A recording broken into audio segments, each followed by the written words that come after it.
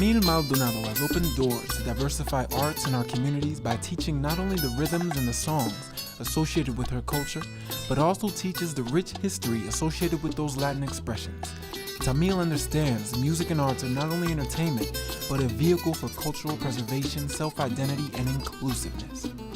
My name is Tamil Maldonado. I'm the director of Barrio A. Barrio A has different programs. We have after school, we have exhibitions, we have performances in private events and public events.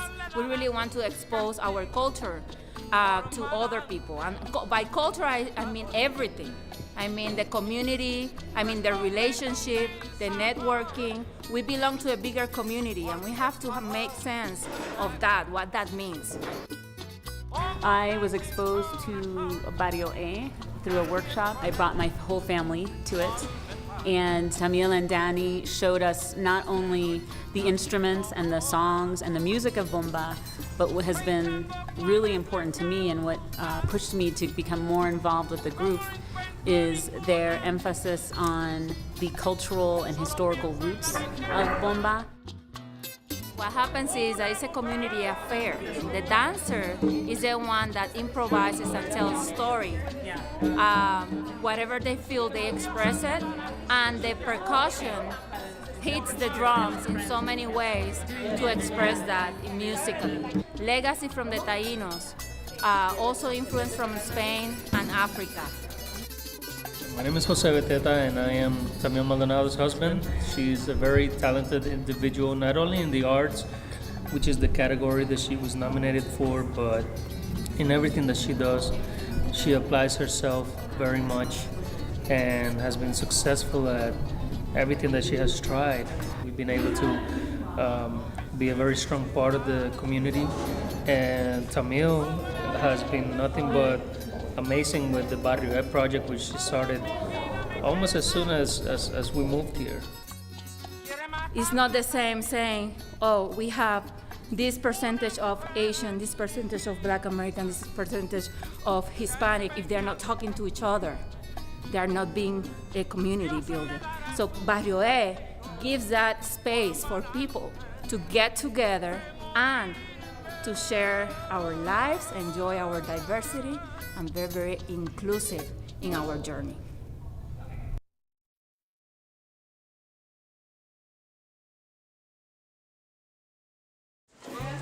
In his short time in Boulder County, Jose Beteta has already become a major influential figure in shaping the realities of our community. Through his actions and willingness to collaborate, he has strengthened the Latino Chamber, does immense work for the Human Relations Commission, and is deeply rooted in the music, arts, and culture of our community. What led me to be where I am right now, and probably where I'm heading as well, definitely my family's dedication to hard work, and the family component of it was very important in my life. After that, I believe that my biggest inspiration that led me to work the way I am working now has been my wife, Tamil. She has taught me a lot about what it's like to really reap the benefits of helping the community and feel so good doing it, to the point where I am doing a lot of this work full time. De libertad, una hoguera de sonrisas y de pan.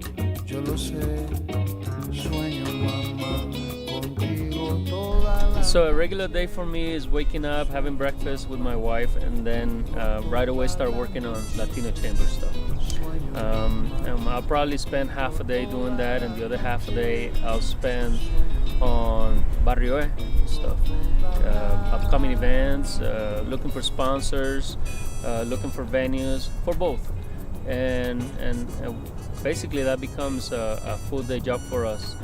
The little bit of time that I have left, I will spend on my own business, which is LipTech Solutions. It's my own small company that provides tech services, IT support. Came out publicly this year as being undocumented. Thanks to a play that I saw last year called You Know Who I Am by Moses Theater, that just kind of struck me deep down. And at the end of the play, I stood up and for the first time I announced that I was undocumented, that I wasn't afraid anymore. Being undocumented hasn't been easy. I feel it has handicapped me from achieving a lot of things in my life. However, I amaze myself of what I've been able to accomplish with it. That led me to run for office once the city of Boulder opened up.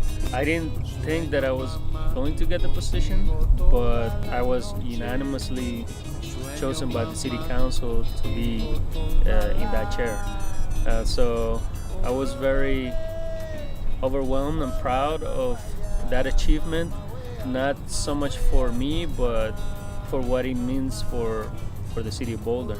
I feel good, and I just feel even better than I know that I have so much more to do and that I can contribute with. This is only the tip of the iceberg.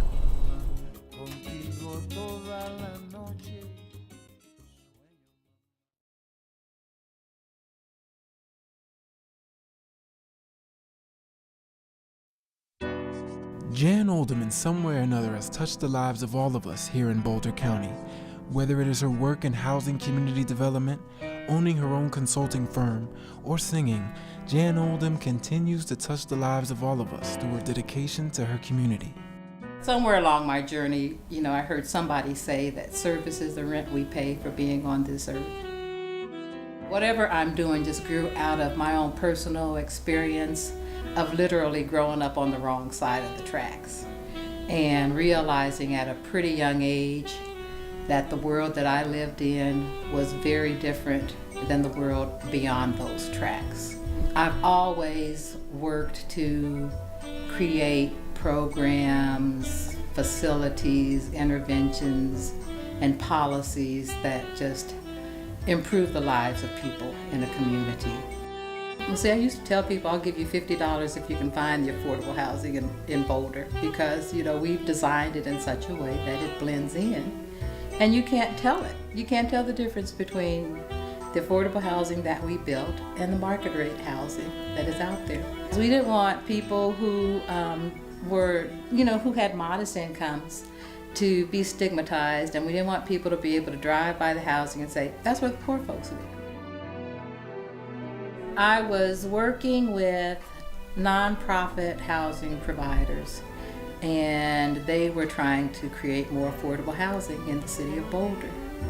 Right now, as you know, it's really expensive to live here. I think that a single family house costs over $600,000. When I look back and add up all the units, I have had a hand in developing over 500 units of affordable housing in the city of Boulder.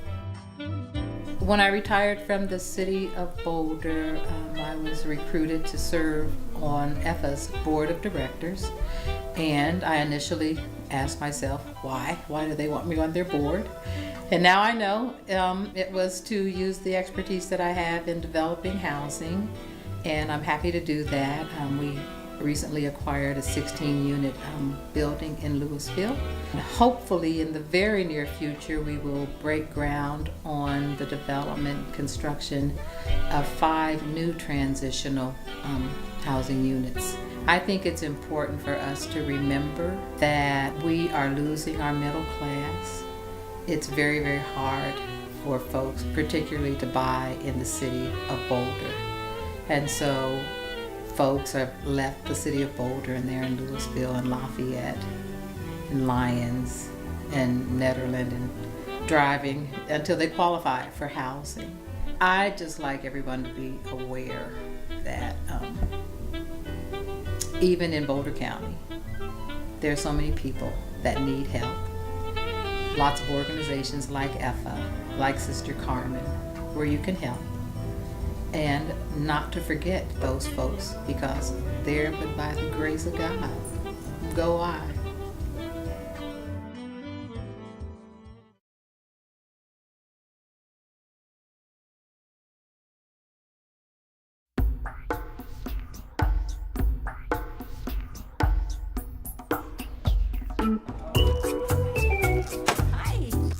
Maria Ramirez is an award-winning educator, teacher, poet, and activist. Welcome. I've been looking forward to having you come see my room. I'm excited. Maria Ramirez was born in a migrant camp and worked the fields for 19 years to help her family. She then got the opportunity to go to college and later became a teacher. She now helps our children understand the importance of education and is an example of what an education can actually do for someone. What I have learned through this long journey is that education is the key. I was given an opportunity. I was taken pretty much from the fields to college once I graduated high school with a grant through the College Assistant Migrant Program. And that gave me the opportunity to break that cycle of poverty. Even though it was really difficult to leave my family behind, my mom, because my father had passed away that same year I graduated, I knew that I had to sacrifice leaving her behind because I could support her better and help her better if I had an education. So this is my ELD LA class. So it's a very print-rich environment, as you can see, because my kids need to develop language, English, and also to connect from the English to the Spanish, because I have kids that are also new to the country, new to the language. So one of the things that I use is that mural that I painted in college. That was to remind me of my heritage, so I use it to tell them, look, this is where you come from, so that not only the Latinos know, but the other cultures also know the riches that their peers, their Latino peers bring, also connecting to other cultures. Okay, so if you are from Taiwan or Japan, what is your pride? What is your heritage? And so I was determined to give my children a better future than I did. So through living in a home that was practically homeless, it could have been a homeless place. I was there with my 3 babies, going to school and working. And then I still plugged along because there were people that supported me. Dr. Chuck Minna in Metro State, encouraging me, giving me the opportunity when I said, no, I can't do this, I cannot do this. And I ended up graduating with honors. So then I become a teacher, and I love to teach, and that propels me to say, this is good because I represent someone that struggled, and I am someone that I believe people can say, yes, if she can do it, so can I. It is not easy. If I did it, so can you. But you need to work hard, you have to be determined, you have to be brave, you have to not give up, and you have to just continue and wipe off the tears, shake off the dust, and keep moving forward.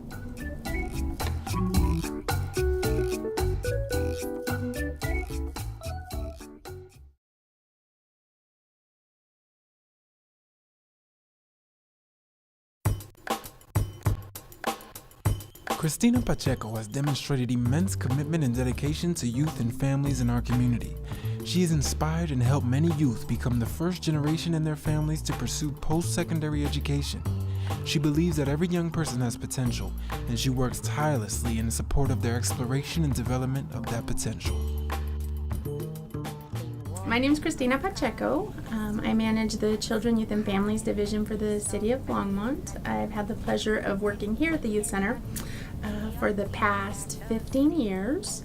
I oversee the people that work here that do prevention and intervention services for children, youth, and families. I decided shortly after my undergraduate degree at CU Boulder that I wanted to pursue a master's degree in counseling, and so I completed that from the University of Denver, and really took the community track, and was very fortunate while I was in graduate school to work part-time as a juvenile probation officer. So that really piqued my interest and really just helped me find my passion. That's really where my heart is working with teenagers. One of the newer programs that we have is the youth recording studio. We have a sound booth where they can record their own music. We have some instruments, and they can pretty much come in and use all of this equipment, all of this technology, and leave with a professionally recorded CD. Ben Reddy is the person that oversees this, and he has built kind of a leadership component into this. So he has studio bosses who are teenagers that then turn around and teach other teens how to use the technology and how to kind of navigate what he has set up. I've had the pleasure of working with Cristina Pacheco for the last 7 years here at the Youth Center. She's my boss. She sees the gifts that other people have and helps them harness those gifts and use them to the best of their abilities to make the Longmont Youth Center, and therefore all the kids that we work with, reach their goals. So we have 5 different focus areas. We do youth development, early care and education, counseling, family success, and community problem solving. And so all of those things together help us be really involved with the community, and particularly with relation to children, youth, and families within the city of Longmont. We pull together around any issue, no matter how small it is or how big it is. I mean, you have to have that support and that strong team behind you, and I just think I'm really fortunate to have that.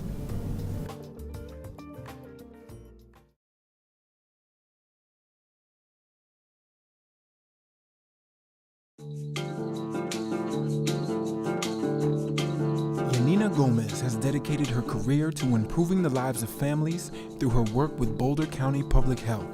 Her work focuses on improving parent-child communication, particularly around reproductive health. It is people in our community like Yanina who inspire struggling families in our community today with advice, support, resources, and experience. My name is Yanina Gomez, and I work for Boulder County Public Health within the Genesister program. I work as the parent specialist in the Genesister program, and I work with parents.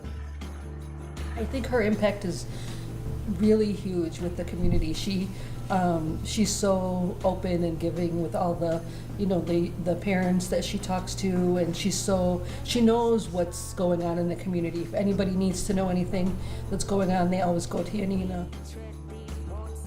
I have been with Boulder County now for 25 years. My journey began in the WIC program.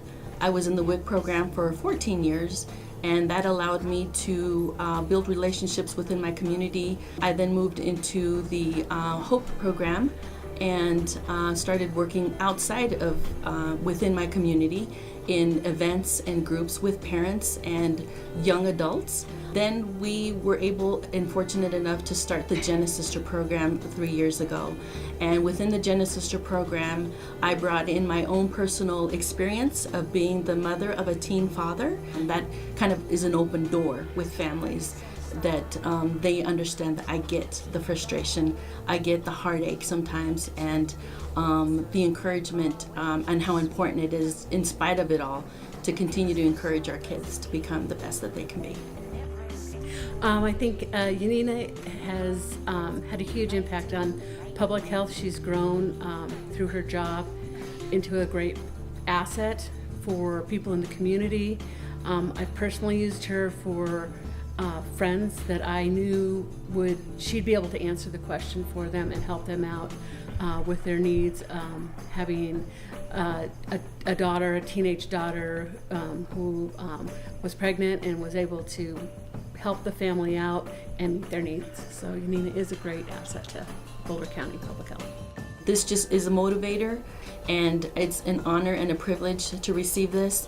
And it's just a confirmation of my work, and sows more into my life and the opportunity to continue to give back to my community and what a difference it has made. Thank you.